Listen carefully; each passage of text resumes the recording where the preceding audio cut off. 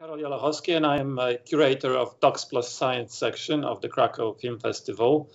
And I have a huge pleasure of talking to Federico Urdaneta, who is the director of the wonderful movie Green Bank Pastoral.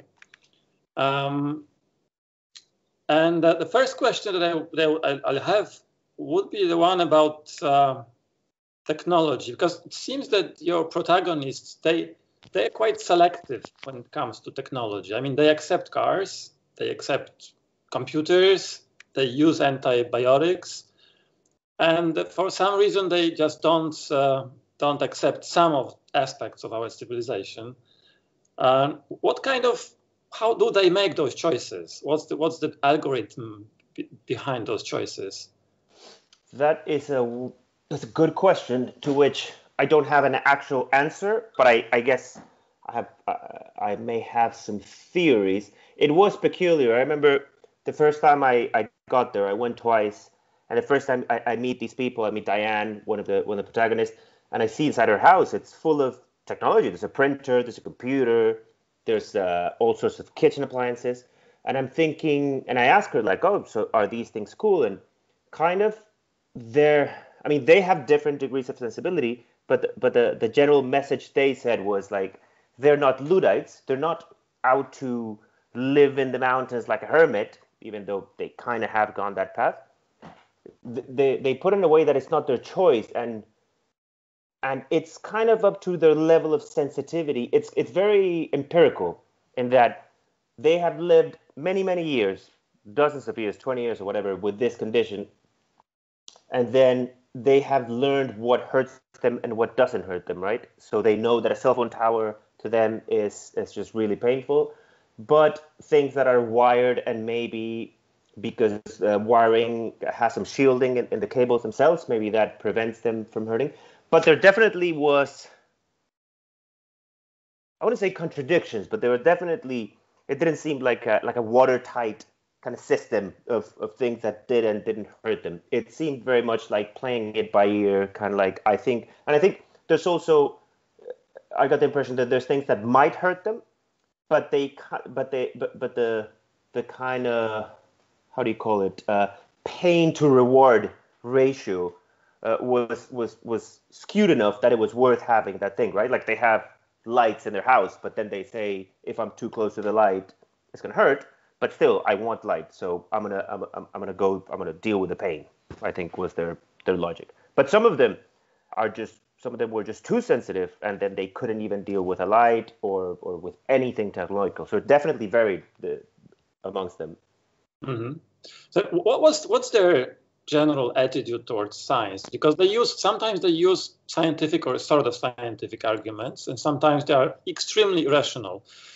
So there is this discrepancy.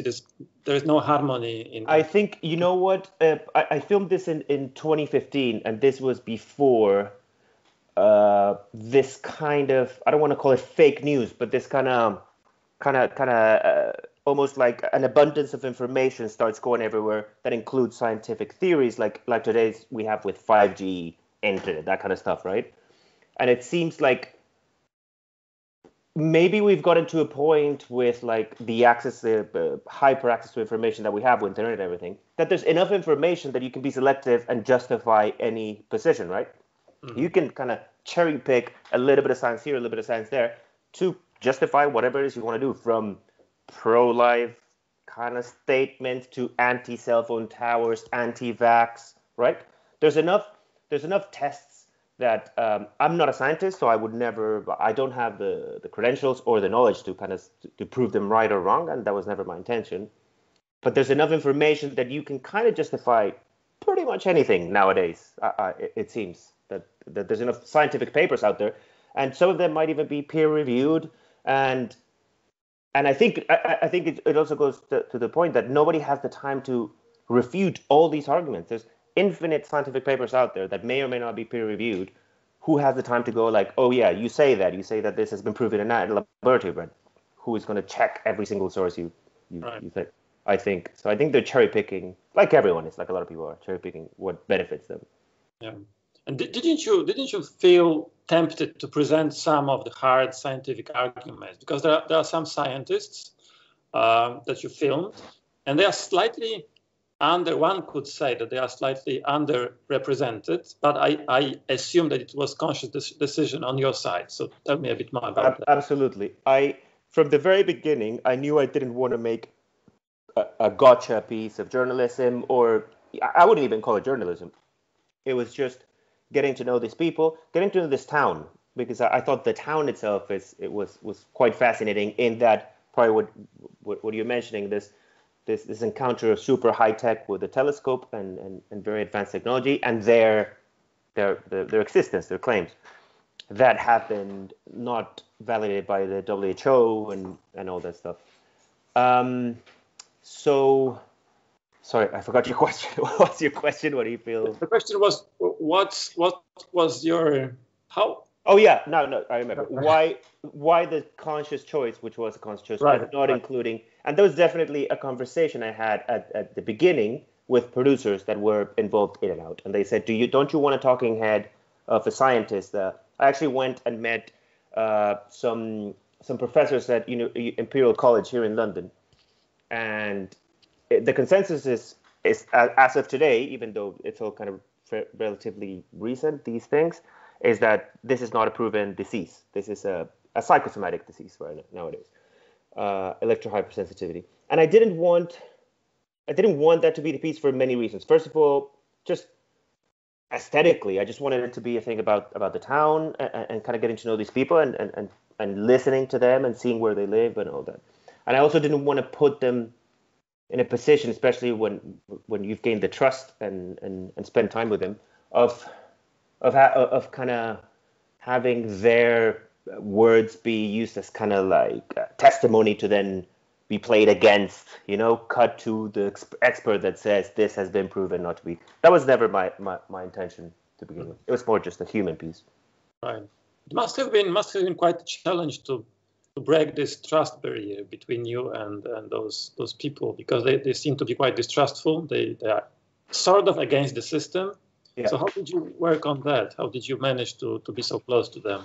They definitely were distrustful. I think they became distrustful throughout repeated exposure with media and by having maybe 10 years ago when the first, I don't know who it was, I forget, National Geographic goes and does a piece on them. They're super open. Oh, yes, please, we want the world to know. Then they read the piece, and the piece is pretty much look at the wackos that live in West Virginia. So they start kind of like closing down in their shells.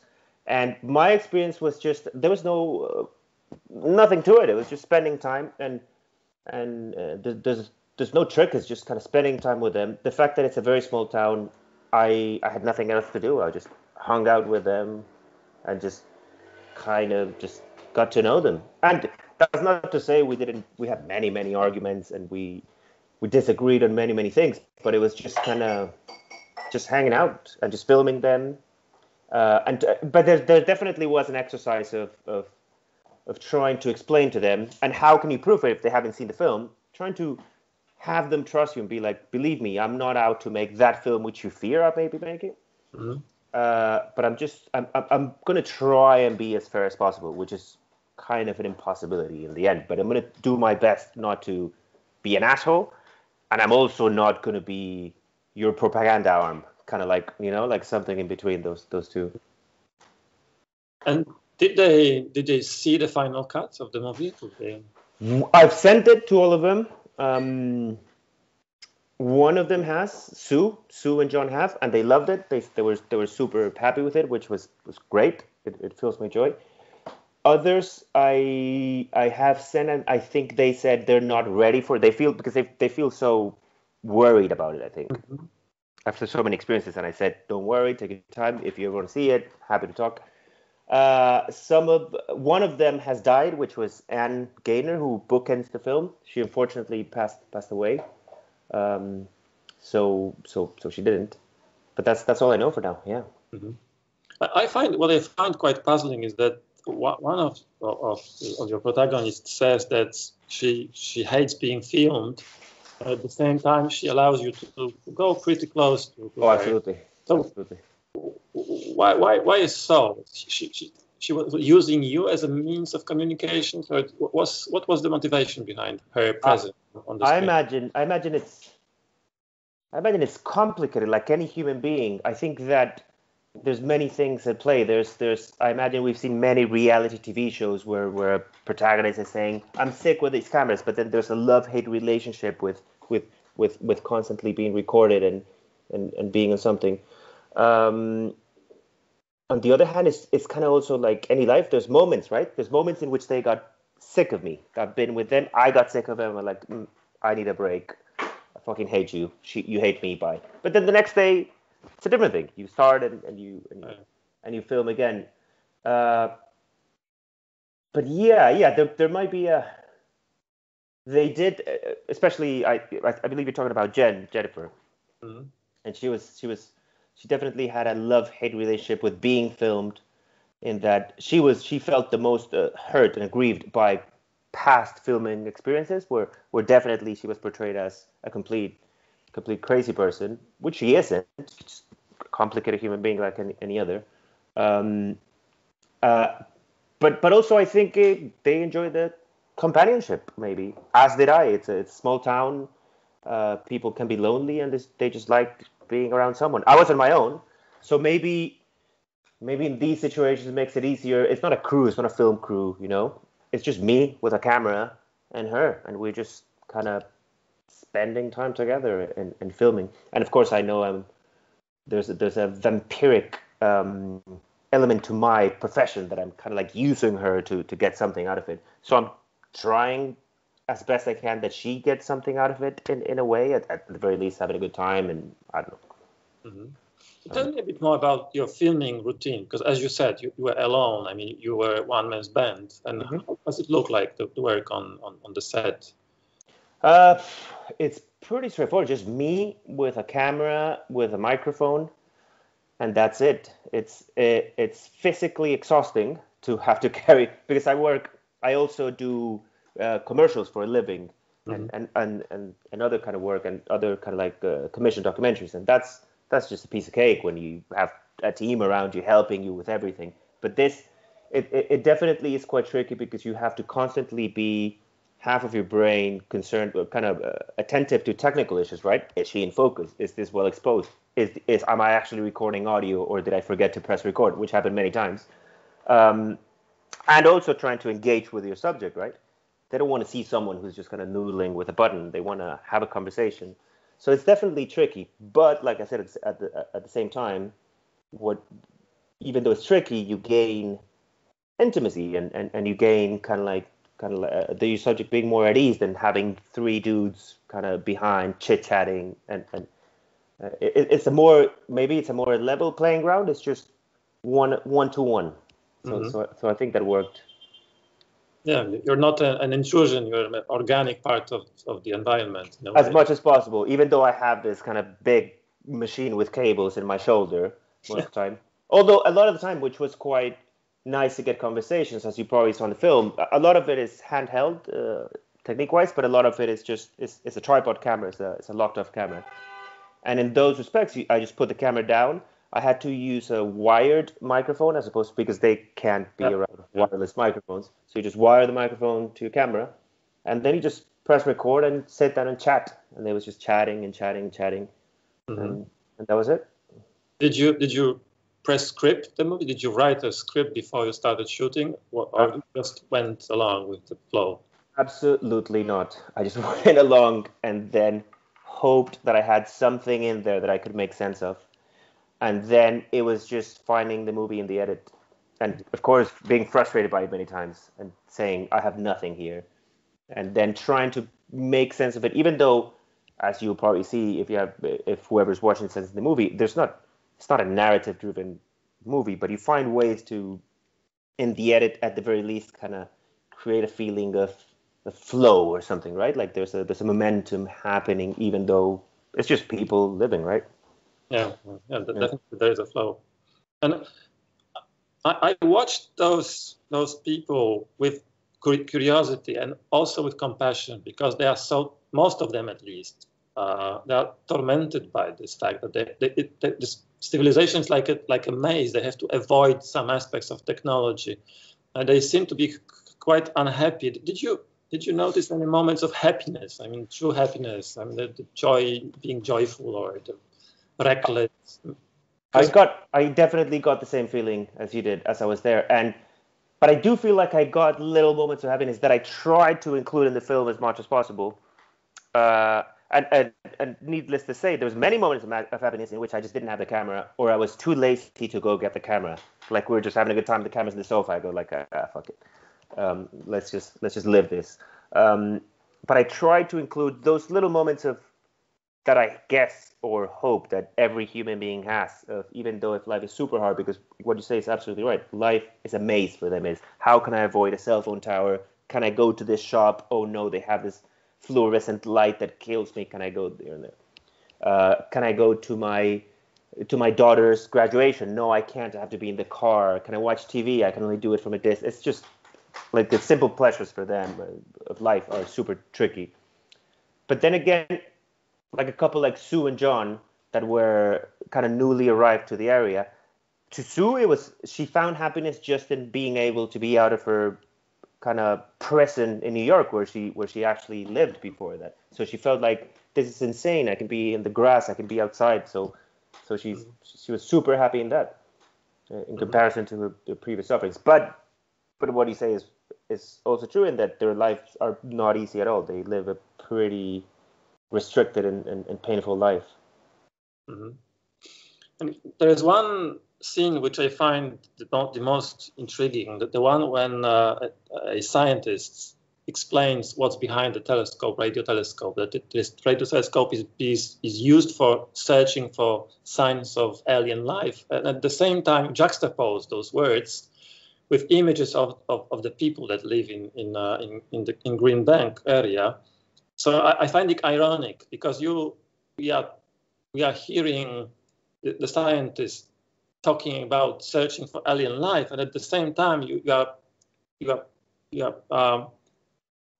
exposed to the life which is local one, which is even more fascinating perhaps than this alien life. Mm-hmm. Was it intentional, or was it's just my imagination? No, absolutely. I would like to think that in doing documentary and in montage of the documentary, you kind of find these moments that you can create exactly this counterpoint of ideas. And in that particular passage that I think I know which one you're talking about, it's towards the end. When you make it, it's almost like you make it and it happens and it's beautiful. I hope so. But I don't have the exact definition of what it is that I'm trying to say there. It's just you find these two lines of narrative that somehow touch, somehow can run parallel, which like you said, I think the way I read it is very similar to how you read it. You're looking above at the sky, whereas just around you, these quite interesting things are happening, and people are living these quite wild lives. But I don't make it in a way that I hope is not heavy-handed, not like scolding or. But it's fascinating. It's kind of super interesting that these simultaneous things are happening there. So I hope that anyone can read into that, whatever it is that they want to read. But I found that quite beautiful, and that was it's not even a montage trick because that is what's happening there. That is literally what that town was, a super high-tech mega radio telescope listening to the sky above, while at the same time these quite interesting group of people are living there, people that are suffering something that to me, at least at the beginning, was completely alien. Yeah, I didn't know it. Yeah, you have this mysterious universe of human mind, which is unexplainable. You cannot explain the things that take place inside of their heads. Yeah. I should have asked this question at the very beginning, but I'll do it now. What brought you to Green Bank? What was the moment that you got interested in the place? It was very simple. It's just I was reading an article in The Guardian here in the UK. I read an article about it. It was a small article, and immediately it just clicked with me. Immediately I just thought you get images. You get West Virginia, Appalachian Mountains, middle of nowhere. I didn't know much about West Virginia. All I knew is what you see in the movies, kind of hillbilly country, right? Appalachian, really poor part of the United States. Plus telescope, massive, kind of like an obelisk of 2001: Space Odyssey, like this massive thing. and these people suffering from something that I didn't even know existed at the time. This was a long time ago, 2010 or something. I forget when I read it. And then immediately I read it, and I've already done at that stage a couple of short docs, and I'm working in film, and I just think I want to go there. I emailed Diane, and so she just told me, let's have a phone call. I called her, and she said, yeah, sure, come. And it was quite crazy going there because she just gave me like really weird directions how to get to her house. And that's all I had. I don't think I had a phone number or anything. And I just managed to arrive super late at night on my own in a rented car, which is you land in Roanoke, Virginia, and you have to drive like 4 hours to get there or something. Middle of the night, I'm thinking like, fuck, these people could just not exist. And I just made this trip for nothing. But fortunately, they were there, and I just got started with it. Yeah. Mm-hmm. Yeah. We hadn't had any chance of seeing your other projects, and I'm curious, what would you call the common trait of those? What would you call your main interest in your pursuits? That is a wonderful question. I don't think I have an answer for. I don't know, because I also do short films, fiction. I'm writing a feature length, and I'm planning another documentary. I am planning another documentary set in Colombia, where I'm from.